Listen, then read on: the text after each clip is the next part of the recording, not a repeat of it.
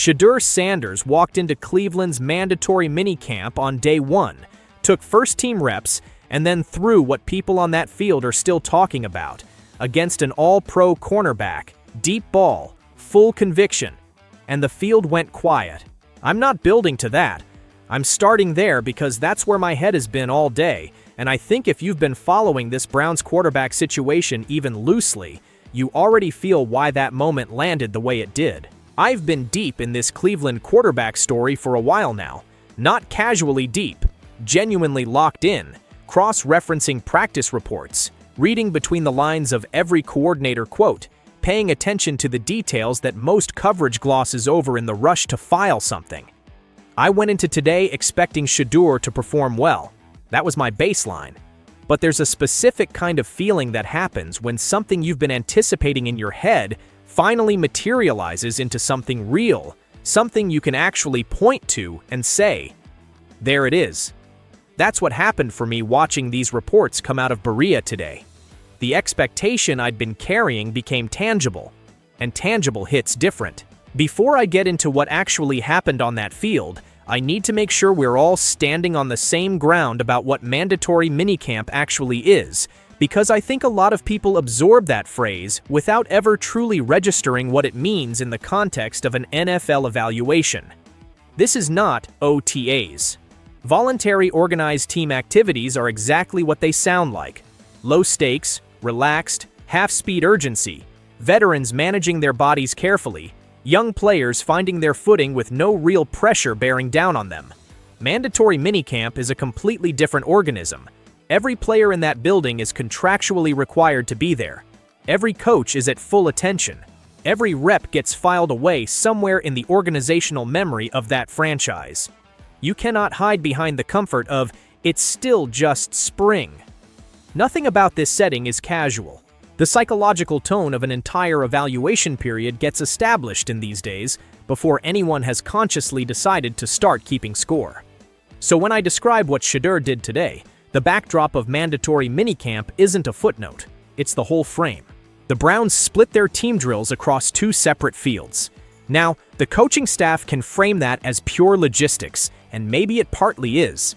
But in the world of NFL competitions, the geography of a practice field communicates something whether you intend it to or not. There is a first field and a second field. There is a group that opens day 1 with the first team offense and a group that doesn't.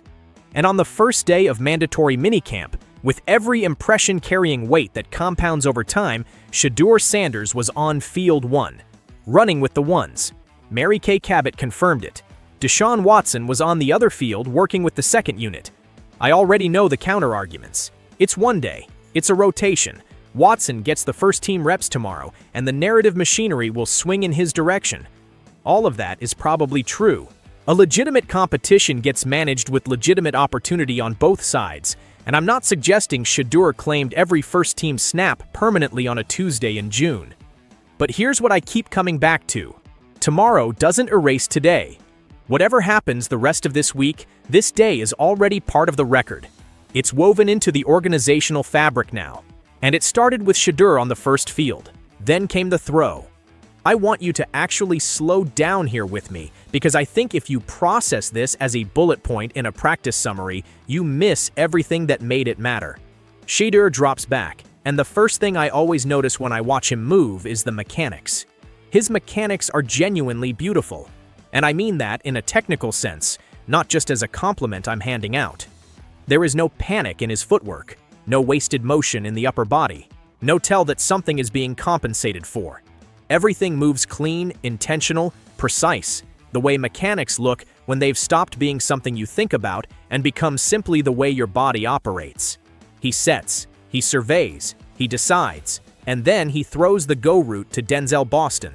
Deep, full commitment, no checkdown available in his mind, no safety valve he's keeping warm in his peripheral vision. Just the decision to put the ball in the air and trust that what happens next is going to be what he believes it will be. A go route is one of the most honest throws in football. There's no misdirection built into it. No route combination underneath that gives you an easy alternative if the coverage looks difficult. You're putting the ball into open sky and you're betting completely on conviction. The only thing separating you from a failed rep is the strength of your belief in the outcome and the accuracy of the arm that carries it. Shedeur believed. The ball came out with authority, and Denzel Boston went up and took it like the whole thing was always going to go exactly that way. People stopped. That detail keeps pulling me back, because I think it's the one that says everything about what actually happened.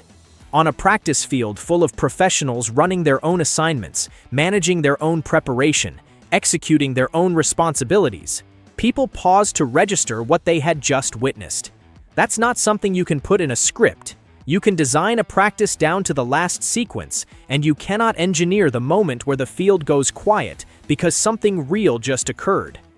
That silence either happens or it doesn't. Today, it happened.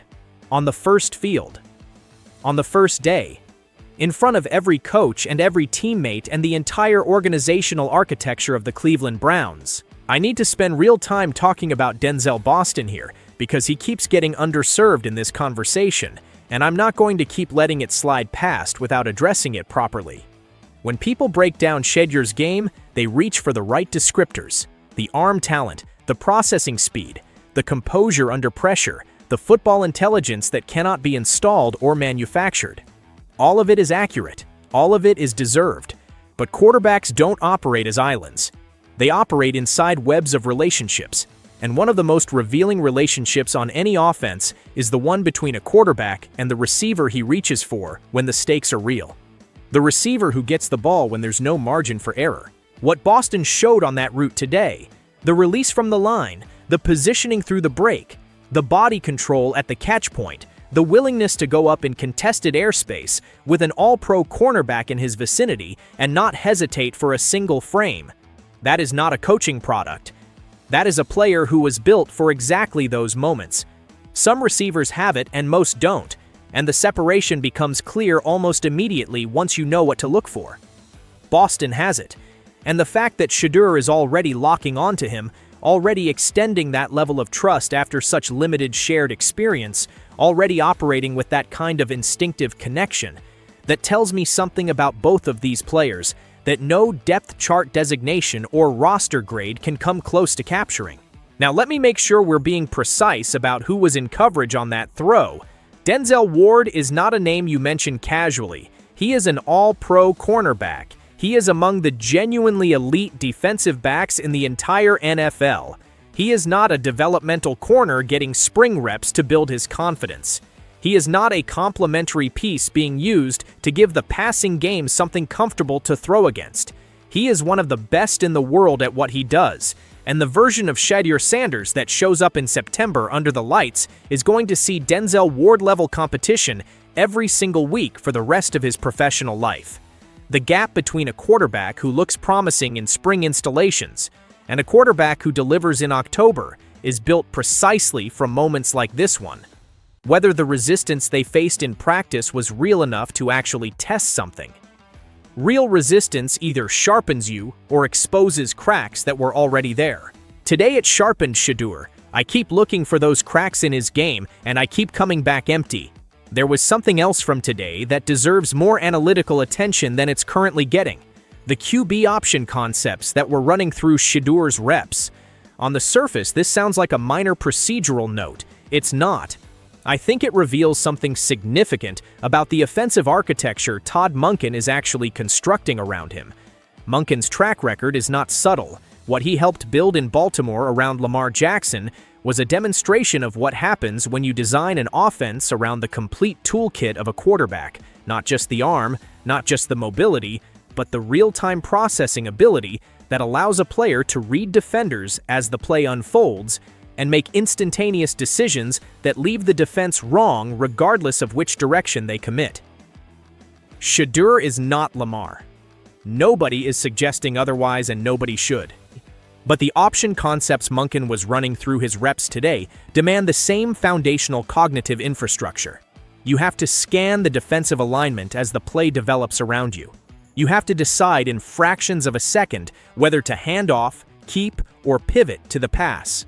You have to manage your own positioning relative to blockers and contain defenders. And then you have to immediately reset your entire mental framework for the next play. which might require a completely different skill set than the one you just used. Quarterbacks who move through those shifts fluidly, who don't show the cognitive stiffness of someone still learning the conceptual grammar of an offense. Those quarterbacks have football intelligence that is genuinely uncommon. Everything I watched from Shedeur today suggested he wasn't just executing those reps mechanically. He was moving through them naturally, like someone who already speaks the language. Munkin was watching closely. I think he liked what he saw. Here's the part of this story that almost never gets discussed the right way, and I want to give it the space it deserves. Think about the actual weight of what Shadur Sanders has been carrying since before he threw a single professional pass. His father is Deion Sanders, one of the most iconic, celebrated, and genuinely polarizing figures in the entire history of American sports. Shedeur played his college football at Colorado in what functioned essentially as a national media event every Saturday, where every throw and every decision and every moment of triumph and struggle was filtered through the public's existing relationship with his last name before any of it was ever evaluated on its own terms. He went through a pre-draft process that was, and I want to be deliberate with these words, disproportionately scrutinizing in ways that didn't always feel purely football-driven. He arrived in Cleveland, a franchise that carries its own complicated history at the quarterback position, a history that doesn't need me to describe it because you already know exactly what it is. And Deshaun Watson is still in that building, still on one of the most expensive and complicated contracts the NFL has ever issued, coming back from injuries that have kept him off the field for the majority of 2 consecutive seasons. That's the environment. That's the pressure that existed before Shadur ever lined up behind center in an NFL practice. And when I watch him operate in that environment, the thing I genuinely cannot locate anywhere in his game is doubt. I want to be precise about this because I think people hear the words composure and poise and process them as generic compliments. The kind of thing you say about any quarterback you want to be nice about. That is not what I'm describing. I am talking about something you can actually observe when you watch film closely. There is a measurable difference between a quarterback who is working hard to appear calm and a quarterback who has genuinely arrived at a place of internal certainty. The performed version has tells. There's a half second of hesitation before the decision gets made. There's an over-deliberateness to the mechanics, like the body is compensating for something the mind hasn't fully settled yet. There's a quality to the release where you can almost sense the quarterback second-guessing himself even as the ball leaves his hand. None of that is present when I watch Shedeur. The certainty reads as real. The composure reads as something that was earned over years of exactly the kind of pressure most quarterbacks never face at his age.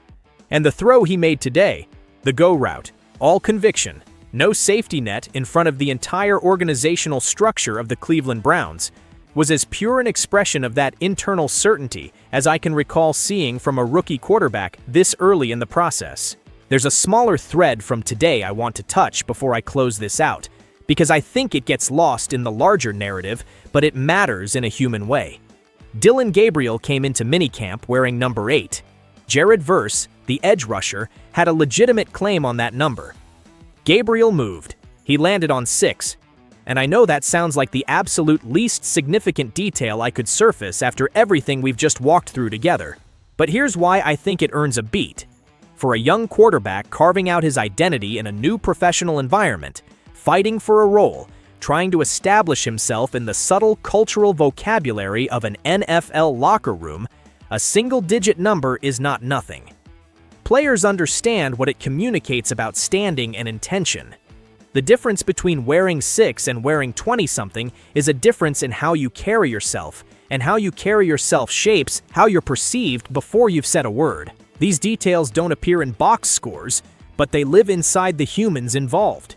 Jared Verse himself was running with the first-team defense today, which should recalibrate anyone's expectations about how comfortable life is going to be for the quarterbacks in this competition as the summer progresses. This is not a passive defensive unit that exists to build confidence in the passing game during camp. This is a defense being built with the explicit intention of creating real, sustained pressure every single day in practice, and that daily confrontation with genuine resistance is ultimately the mechanism that produces clarity. The kind of clarity that separates genuine readiness from its convincing imitation. But I keep returning to that moment. Boston going up and taking the ball out of the air, the field going quiet around them. Shadur already resetting his feet for the next rep, like what he had just done, was simply another entry in a sequence he has been preparing his entire life to execute. That image is what I'm carrying out of today. Not because one throw in June tells you the full arc of a quarterback's career. I would reject that argument if someone made it to me. I'm carrying it because of what it represents at the level of psychology and preparation and pure willingness to commit completely in a moment that mattered. On the first day of mandatory minicamp, with everything heightened and everyone watching and every first impression carrying compound interest over time, Shedeur Sanders looked at what was in front of him, chose the hardest throw available, and trusted himself without hesitation. No flinch toward the comfortable outlet. No half measure. A decision, made cleanly, executed with authority, and rewarded visibly in front of the people who decide what his future looks like. Tomorrow Watson runs with the first unit. The coverage will shift and the takes will adjust, and that's exactly how a real competition is supposed to work.